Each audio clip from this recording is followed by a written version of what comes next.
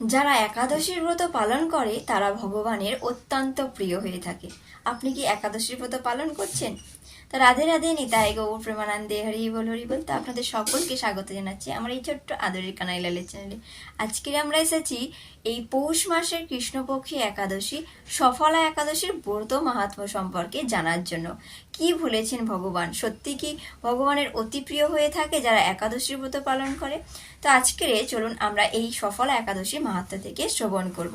ব্রহ্মাণ্ড পুরাণে যুধিষ্ঠির মহারাজ এবং ভগবানের মধ্যে যে সংলাপ হয়েছিল সেখান থেকে আমরা এই অংশটা তুলে ধরব, সফলা একাদশীর ব্রত মাহাত্ম্য। তো পৌষ মাসের কৃষ্ণপক্ষে একাদশীর নাম হলো সফলা একাদশী, যেটা আমরা জানছি ব্রহ্মাণ্ড পুরাণ থেকে।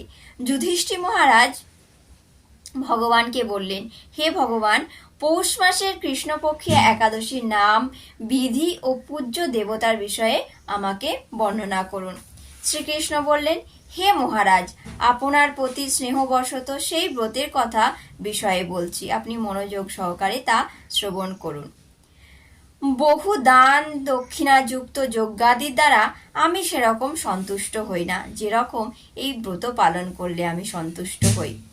তাই যত্ন সহকারে এই ব্রত পালন করা কর্তব্য। পৌষ মাসের কৃষ্ণপক্ষিয়া একাদশীর নাম সফলা। নাগদেবদের মধ্যে যেমন শেষনাগ শ্রেষ্ঠ, পক্ষীদের মধ্যে যেমন গরুড়, মানুষদের মধ্যে ব্রাহ্মণ, দেবতাদের মধ্যে নারায়ণ সর্বশ্রেষ্ঠ, তেমনি সকল ব্রতের মধ্যে একাদশী ব্রতই সর্বশ্রেষ্ঠ ব্রত। আর হে মহারাজ, যারা এই একাদশীর ব্রত পালন করে তারা আমার অত্যন্ত প্রিয় হয়ে থাকে। তাদের এ জগতে ধন লাভ, পরজগতের মুক্তি লাভ হয়ে থাকে।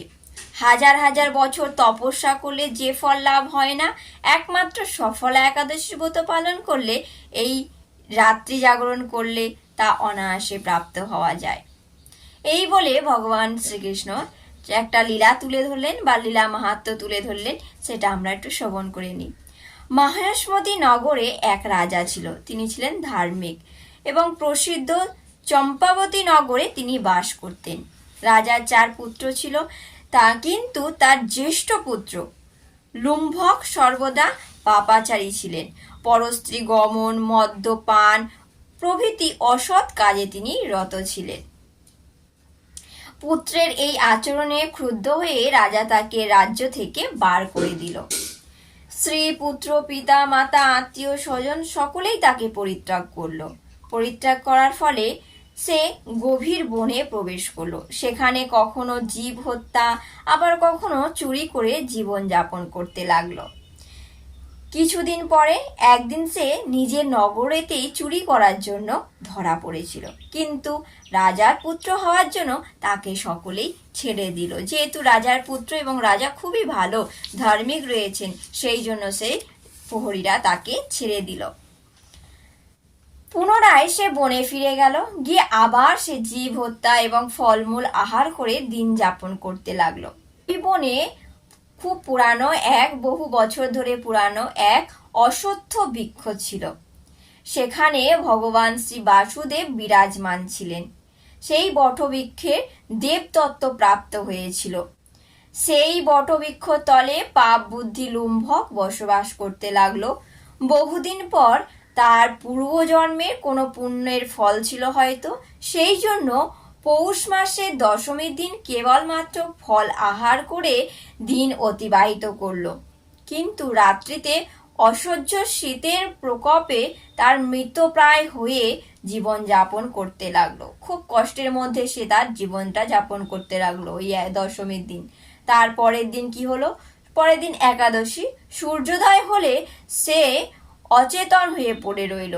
দুপুরের দিকে তার চেতনা ফিরল।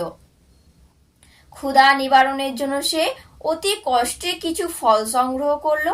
তারপর সেই বটবৃক্ষের তলে সে পুনরায় বিশ্রাম করতে লাগলো। রাত্রিতে খাদ্যের অভাবে সে ক্রমশ দুর্বল হয়ে পড়ল। সে প্রাণ রক্ষার জন্য ভগবানকে উদ্দেশ্য করে সেই ফলগুলো নিবেদন করে বললেন, হে ভগবান, আমার কি গতি হইবে? এই বলে অশ্রুপাত করতে লাগলো সেই বটবৃক্ষের মূলের মধ্যে। তখন বলতে লাগলো, হে লক্ষ্মীপতি নারায়ণ, আপনি প্রসন্ন হন। এই বলে নিবেদন করলো সেই সমস্ত ফলগুলো। এইভাবে সে অনাহারে অনিদ্রায় সেই রাত্রিটাও তার যাপন করা হয়ে গেল। ভগবান নারায়ণ সেই পাপী লুম্ভককে তার রাত্রি জাগরণে একাদশীর জাগরণ এবং ফল অর্পণকে ভগবানের একাদশীর পূজা হিসাবে গ্রহণ করে নিলেন। এইভাবে অজ্ঞাত অবস্থায় তার কিন্তু একাদশীর ব্রত পালন হয়ে গেল। প্রাতকালে আকাশ থেকে দৈব বাণী হলো, হে পুত্র, তুমি সফলা ব্রতের পুণ্যের প্রভাবে রাজ্য প্রাপ্ত হবে। সেই দৈববাণী শোনা মাত্রই লুম্ভক দিব্য রূপ লাভ করলো, তার পাপ বুদ্ধি দূর হলো, পুনরায় তার রাজ্য লাভ করতে পেল এবং স্ত্রী পুত্র সহ কিছুকাল রাজ্য ভোগ করলো। রাজ্য সুখ ভোগ করার পর সে তার পুত্রের হাতে রাজ্যের ভার দিয়ে সে সন্ন্যাস আশ্রম গ্রহণ করলো। অবশেষে মৃত্যুকালে সে অশোক অভয় ভগবানের কাছে ফিরে গেল। হে মহারাজ, এভাবে সফলা একাদশীর ব্রত যিনি পালন করেন তার সকল পাপ নষ্ট হয়ে যায়। এই ব্রত যারা শ্রদ্ধাশীল তারাই ধন্য, তাদের জন্ম সার্থক, এতে কোনো সন্দেহ নেই।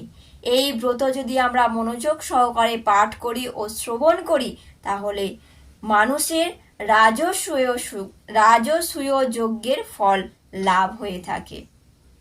তো আসুন আমরা সকলে মিলে এই 2024-এর শেষ একাদশী সফলা একাদশীর ব্রত পালন করি খুব আনন্দের সঙ্গে।